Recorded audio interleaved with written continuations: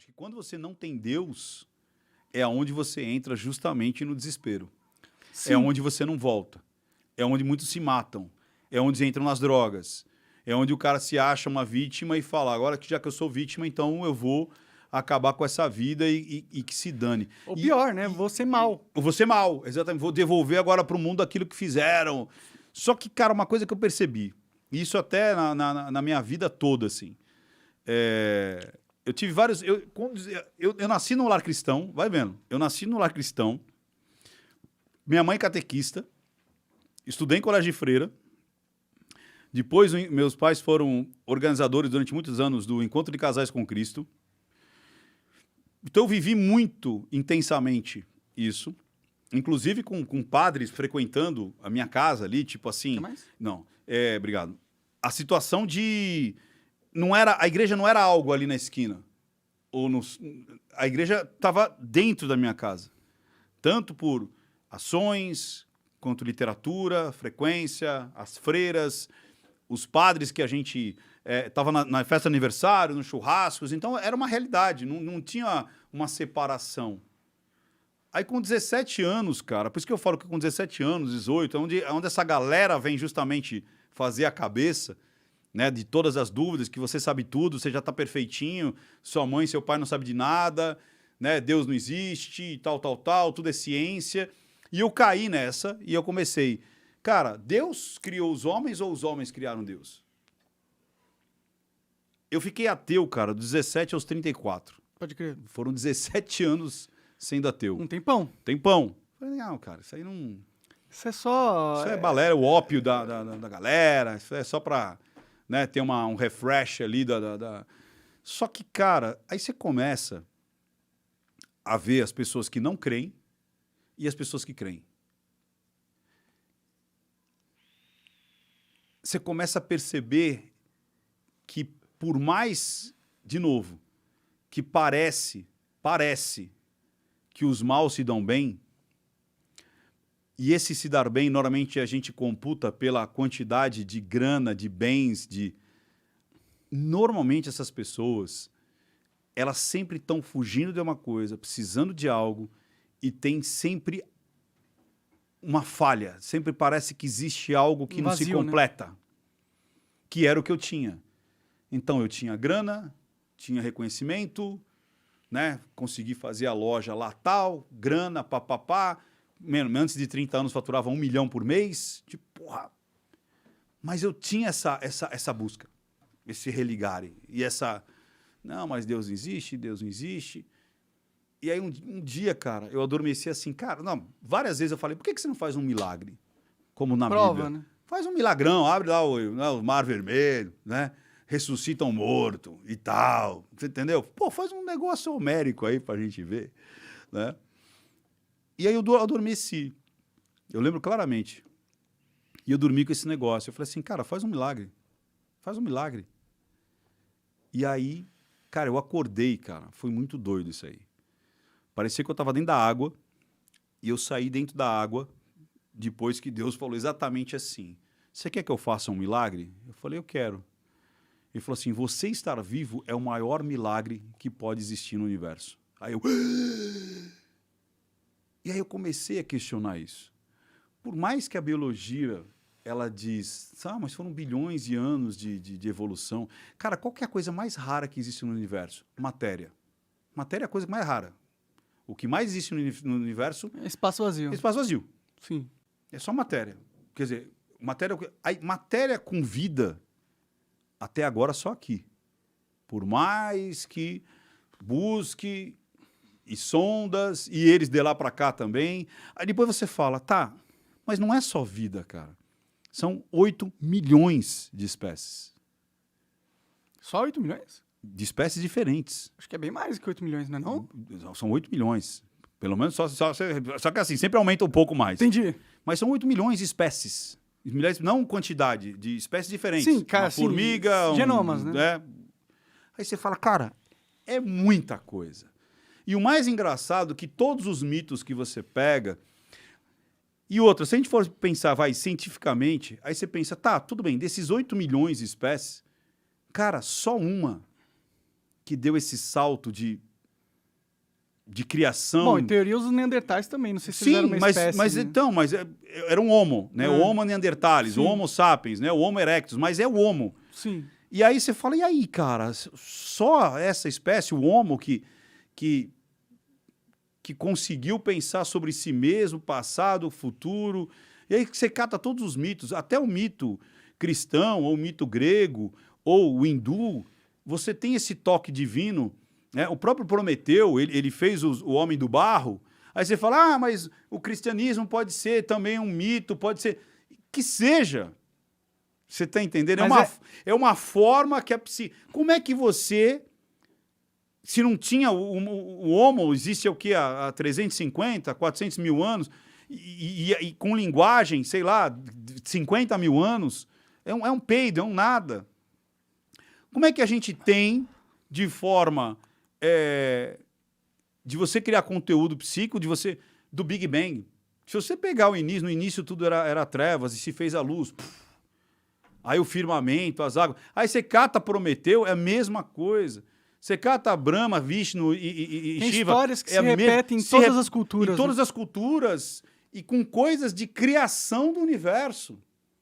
Que você vê que metaforicamente tem... Então, da onde vem essa consciência? Da onde vem essa... Por que todo mundo chegou nessa mesma conclusão, né? Essa conclusão.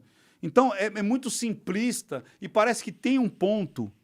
Parece que assim, a coisa veio... Mas teve um ponto que falou assim, deixa eu catar essa galerinha aqui e dar o sopro da vida aqui. Que eu acho que é a consciência. Que se você for nos gregos é a caixa de Pandora, né? Que quando os caras estavam tudo bem, é quando vem a Pandora e abre a caixa, é que o cara fala, é o sofrimento. É quando os caras saem do Éden, né?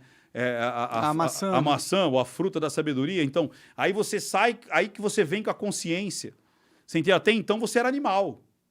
Você não tinha o bem e o mal, você não tinha nudez. É igual o gatinho. É igual o gatinho, você tá ali. Eu quero lamber a pepeca, ela vai lamber aqui no meio. Foda-se. Eu vou lamber aqui a pepeca no meio. Ele não para aí, tamo ao vivo, ele não pensa não, nisso. tá nem aí, entendeu? Se quiser cagar, ele vai cagar. Confesso que eu tinha vontade de ser gato às vezes. Não é, agora, quando você tem a consciência, você tem o ônus e o bônus. Você ganha a criação, mas você tem essa parte que é justamente... O trabalho, a dor, você quer ser criador, saber que vai morrer. É a criação, você quer ser criador, então agora você vai arcar com isso daí. Então, quando as pessoas acreditam em Deus numa situação física e biológica e provar pela ciência, é óbvio que você não vai ter.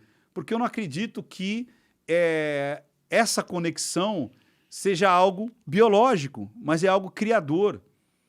E que as religiões... expuseram isso da melhor maneira possível com o que eles tinham na época. Falha do jeito que são, mas... Uns falaram de ovelhas, outros falaram dos deuses e tudo isso, cara. E aí você fala, cara...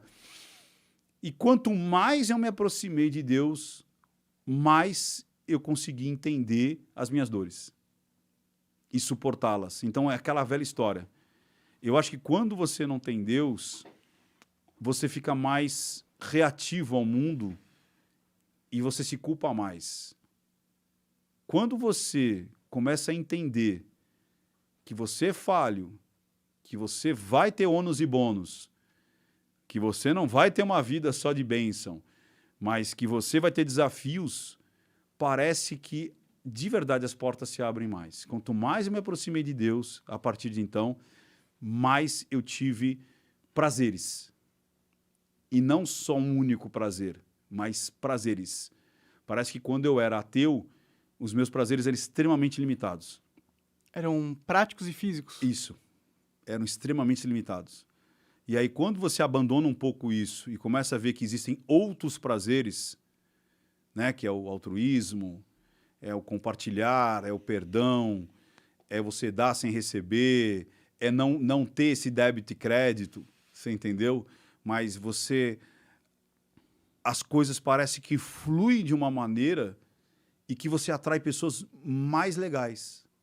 Você atrai cada vez mais pessoas mais do bem. Por mais que pessoas queiram te atacar, parece que essas pessoas que te cercam, essas pessoas que te querem bem, são em número maior. Você entendeu? Faz sentido.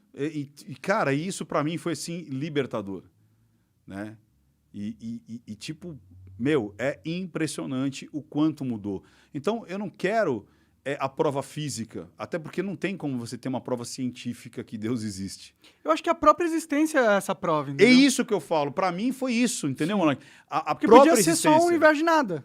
Por que existe alguma coisa? Por que existe algo? Como? Por quê? Por quê? Porque a lógica demanda que nada exista. Se você for pensar no puramente científico ou puramente lógico, tipo, como que algo acontece do nada? Porque aconteceu. Algo aconteceu. Como que aconteceu? Do nada? O nada produziu tudo? Como que o nada produz tudo sem Que uma é o Big Bang, né? O nada se tornou tudo. Não é uma loucura isso? Sim. Mas Tipo, como é que aconteceu e esse start? por que aconteceu? Por que a gente É. só não tá vivo?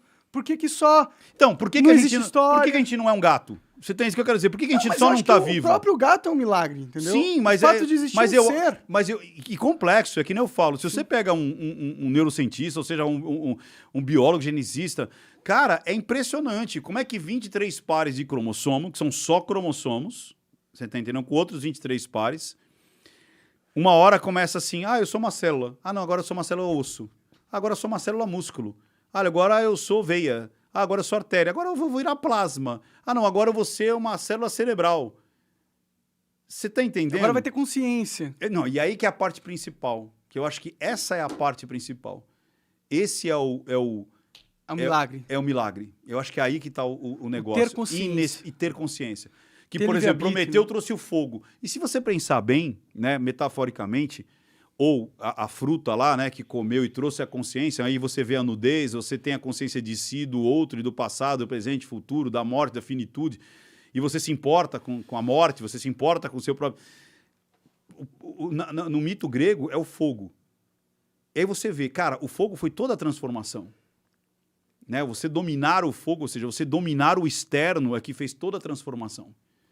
Então, primeiro você domina o interno para dominar o externo. E isso até hoje, cara.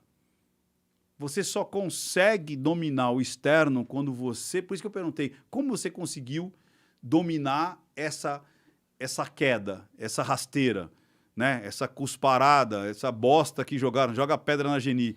Eu falei, é aí que eu acho que está o improvável, porque ninguém imaginava que você voltaria. Ninguém imaginava mesmo? Era essa a percepção geral, assim? Ah, sim. Que tipo, Caraca, você ia ser, tipo assim... exilado. Exilado, deixa eu sumir, porque realmente foi tão forte, tão pesado.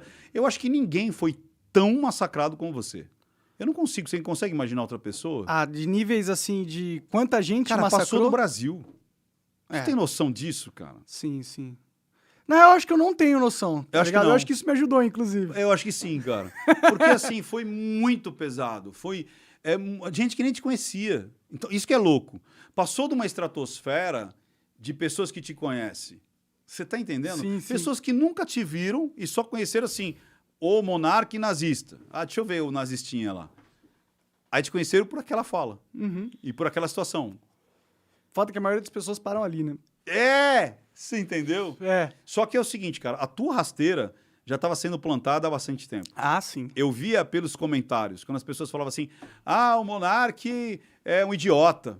O monarque o monarque tinha que ficar quieto. Ixi, olha o monarque falando merda. Olha as perguntas do monarque. Eu falo assim, cara, não é possível que as pessoas tenham essa percepção.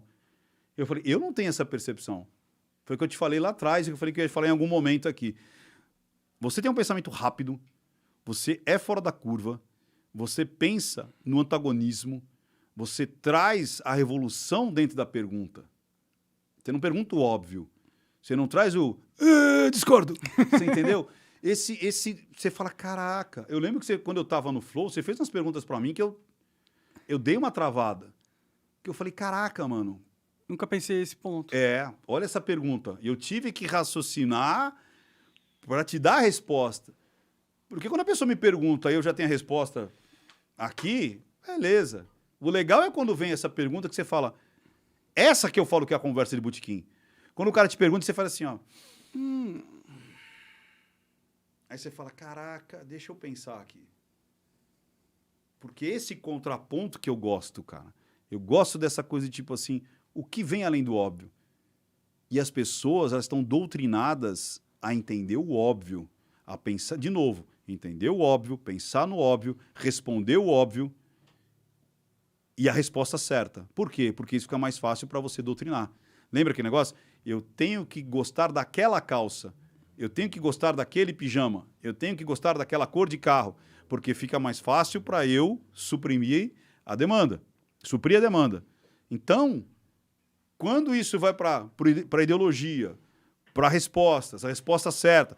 Cara, tem um estudo, uma vez numa palestra que eu dei por muito tempo, Criatividade e Inovação, era justamente isso, é pensar fora da caixa, é pensar diferente da manada, pensar diferente do que as pessoas estão pensando. E não que isso seja o certo, mas é só pelo ato de você pensar, é aí 5% das pessoas lideram, 95% são lideradas. Eu tenho um estudo, quando eu dava essa palestra de treinamento de criatividade e inovação, que era assim, era assustador. As pessoas faziam testes de criatividade com crianças no jardim da infância. 90% eram catalogadas como criativas, abstraíam, criavam e tudo mais. Aí quando elas entram na escola, mas entra no primeiro ano ali, né, no ensino fundamental, cai para 70%. Terminou o ensino fundamental, caiu para 50%. Entrou na faculdade, 20%. Saiu da faculdade, 5%. Mas É pode ter duas explicações, né? Ah. Pode ter a explicação de uma doutrinação do currículo formal, mas também é o próprio desenvolvimento do cérebro, né? A criança, ela tem que abstrair mais porque ela é tudo novo para ela. Então, as conexões que elas fazem são novas, né? E aí, com o tempo, essas conexões elas vão sendo formadas e ela vai indo para caminhos que ela já formou. Então, isso impede ela de realmente ter um pensamento mais criativo, né? Mas eu acho que não é necessariamente uma doutrinação social. Mas eu gostei disso. Isso tem total sentido. Você acaba de assistir um corte do Monarch Talks. Agradeço demais, mas se você quiser ver o vídeo na íntegra e acompanhar ao vivo todas as transmissões, você tem que ir lá no rumble.com/monarch para não perder nada. Segue a gente lá.